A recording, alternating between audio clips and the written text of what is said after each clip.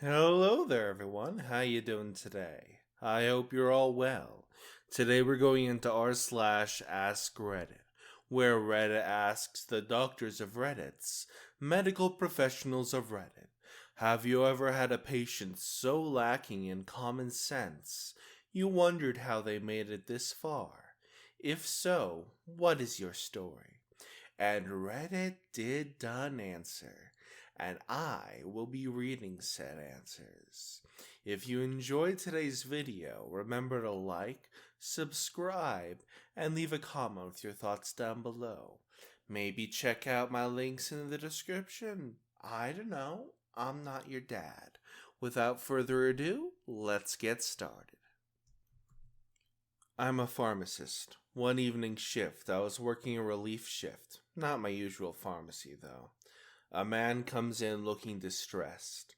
The man says, "I had sexual relations with a woman I do not intend to pursue a long-term relationship with." Yeah, he said it just like that. Okay. I'm assuming there was an accident or it was unprotected. How long ago did it happen? Last night, at 7 p.m. on the couch. Whoa, TMI. I just need to know to approximate time to know if Plan B will work. Jeez. We'll have this medication called Plan B, and since the incident happened within 72 hours. Oh, yes, I got that for her already yesterday, right after we finished. We want to know if there's anything we can do to know if she's pregnant now. Unfortunately, not. She'll have to wait 3 weeks or so to see if she gets her period, and if she doesn't, she can do a pregnancy test then. Theoretically, you can do a blood test for faster results, but that would also not be until a couple weeks at least. We're just really anxious because she doesn't want to be pregnant. Is there anything that she can take to prevent the pregnancy? Any multivitamin, minerals, food? I say, she's already taken it, which was the Plan B. There are some other options, but those are prescriptions, and no, there are no over-the-counter products she can take. What about me? Is there anything I can take now to prevent the pregnancy? Any multivitamins or minerals? No, sir. There isn't anything you can take now. Oh, silly OP. He just needs to disconnect the Bluetooth between his balls and the swimmers. Simple solution, really. 73 here, former clinical microbiologist a long time ago. Still, I found myself all over the clinical lab at times, not just infectious disease. So one day, this 20-something guy, his wife and mom in tow, walks in with a paper request for a semen analysis, pre-computer era. Okay, not the most comfortable encounter, but I'm a professional and did this drill many times. He had not been briefed by the doc and had no idea how establishing infertility in males was done. Okay, a challenge then.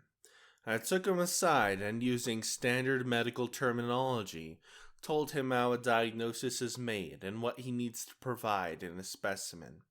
He couldn't and wouldn't believe that I was asking him to masturbate into that container. He was astonished, really.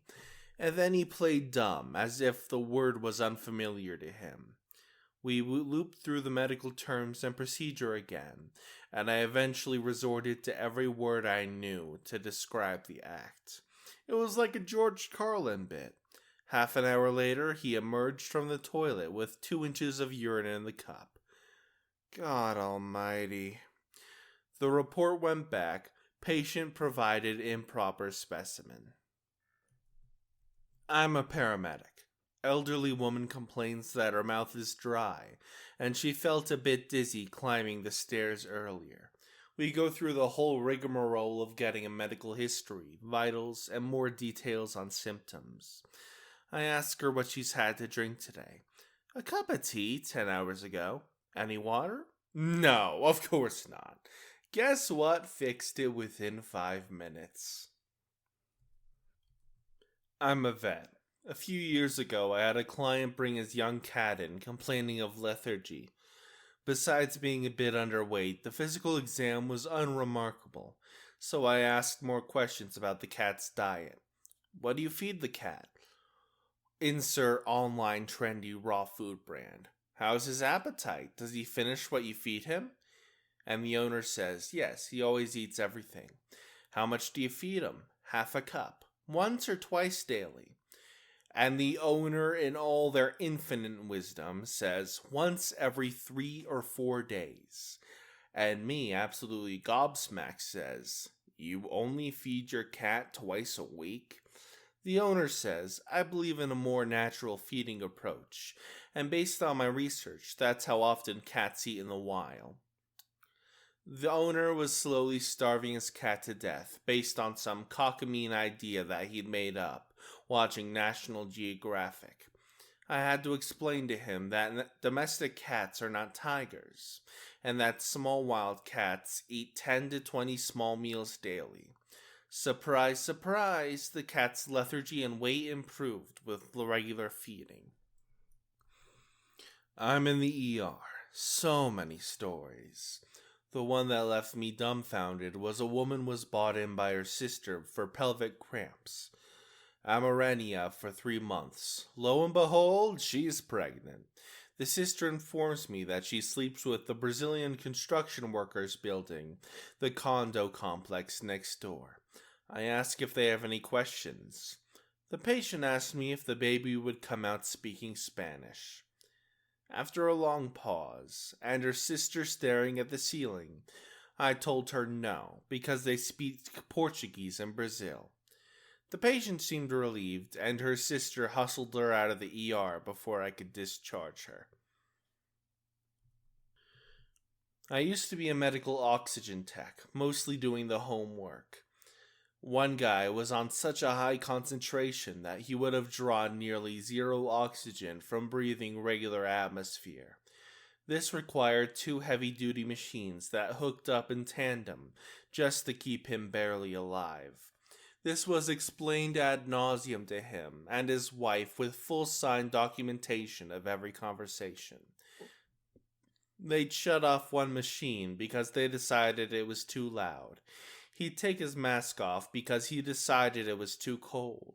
She would unplug the hose if she decided it was in the way, and so on, so on.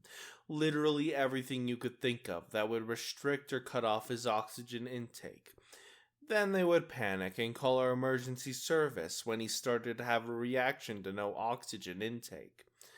I lived not even 5 minutes away, right beside our EMS fire station, and the call would always come to me to fix the machines at random times of the day and night, 3 to 7 days a week. They refused to call 911 because they didn't want to make a scene. This went on for ages, well over 18 months, until he was having trouble sleeping one night and shut the machines off before going back to bed. It's been years, and I still see the wife around town. She always glares at me like I'm the one who killed him. That is a hellish situation, oh my god. Rural ER doc here. 35-year-old female walks in with right side jaw neck swelling. I think it happened because I ate some meat yesterday that my body is reacting to. 10 minutes later, oh yeah, I accidentally swallowed a bee and it stung me in my mouth right before this happened. I'm so sorry I forgot to mention that. Jesus Christ, this is why I'm not a doctor. Saw a chart once where a person came in for a burn to their eye. They told the doctor they read online that warm milk in the eye can help with irritation, and that their eyes were irritated. So they boiled milk and poured it in their eye. Burned it all. Reminds me of that tweet. Someone went to their optometrist and said, "You can put some boiled water in your eye to rinse it. Look at me. Look at me. Look at me. Let the water cool down first, after you boil it. Like he knew they'd dump a rolling boil right into their cornea without very explicit instructions. There's something poetic about an optometrist yelling with increasing intensity, "Look at me," while trying to help someone with an eye problem. Optometrist here. If I had a nickel for every time someone said they used urine for eye drops, I would have 10 cents. Which is not a lot, but it's weird that it happened twice. Gotta love Phineas and Ferb references. Love them. This happened in med school on my OBGYN rotation. The patient's like, "Who's the baby gonna look like?" I ask, "What do you mean?" "Well, is it gonna look like the dude who got me pregnant, or the guy who's been nutting in me for the last few months?" I am utterly speechless. The baby should look like the people who conceived it. This person is now a parent. Probably a terrible one. A lady brings her baby into the ER with a rectal temp of 103. Kid's tacky as hell and looks like shit. Refuses all medication, says she doesn't believe in them, and wonders why her herbal tea, she bought a jug of it, isn't working. She wants us to just check her out. Thinks a children's emergency room just checks them out. We try to explain that the kid needs an NSIAD. She keeps refusing, says she doesn't know what's in it. I bring up the fact that she had a kid in the hospital and she had recovered medication herself. IV, epidural, and so on. She doesn't budge. Only concerned for herself. Told her that when her kid has a seizure or goes unresponsive and you call 911, you can expect the medics to give the kid everything it needs regardless of whether or not you like it or not. Only when the doc threatened to contact social services for child endangerment and abuse did she start to listen. For about 5 seconds at least. Left against medical advice.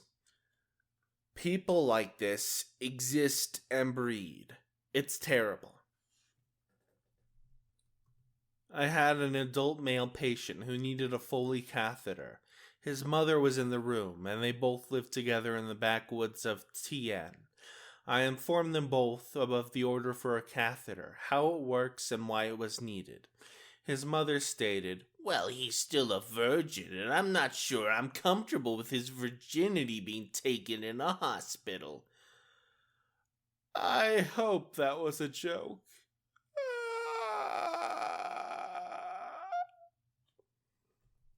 Hang on 1 second. Dr. Pepper break. Sponsor me, Dr. Pepper, please. I beg you.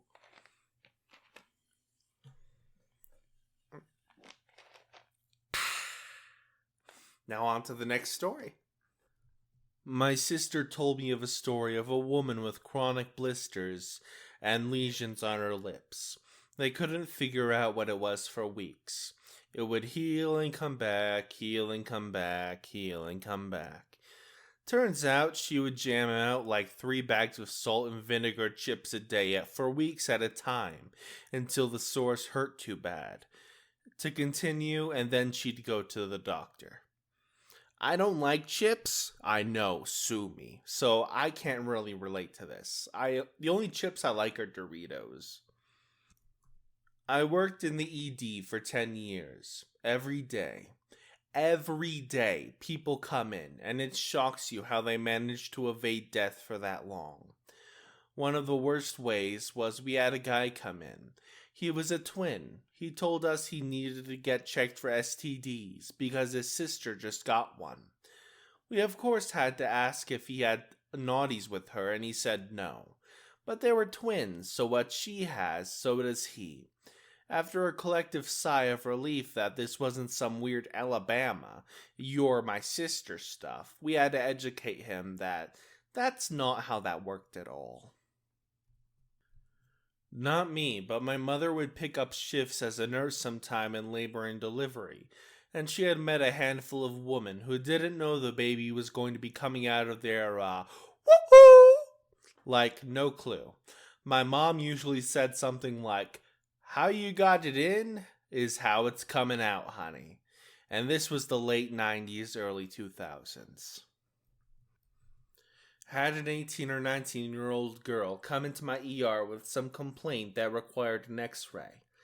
It's standard we do a urine pregnancy test prior to imaging on any female of childbearing years. She insisted she never had naughties and there was zero possibility of pregnancy. We did the test anyway, and it resulted that she was pregnant. We did a blood pregnancy test to confirm the result, since she insisted she couldn't possibly be pregnant because she'd never had naughties. That was positive too. We gave her a few minutes to herself to figure out what the heck just happened. And when I returned to check on her a short time later, she asked me if she could get pregnant even though her boyfriend didn't go all the way in. She 100% believed that as long as his dong wasn't entirely in her, it didn't count as naughties.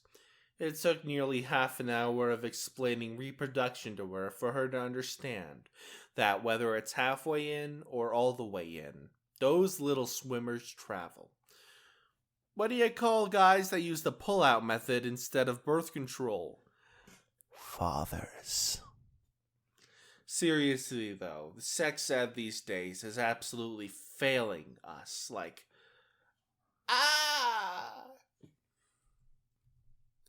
Optometrist here. A patient booked in an emergency appointment with a raging red eye, clearly very painful. We look under the microscope and the cornea is really not happy. Wobbly reflexes, haziness, the works. I ask what happened. The patient says it's my niece's wedding this Saturday and I wanted to tint my eyelashes to match my hair. It's the color scheme of the wedding. Light blue, so I used the same dye for both to match the color. Does the hair dye contain ammonia by any chance?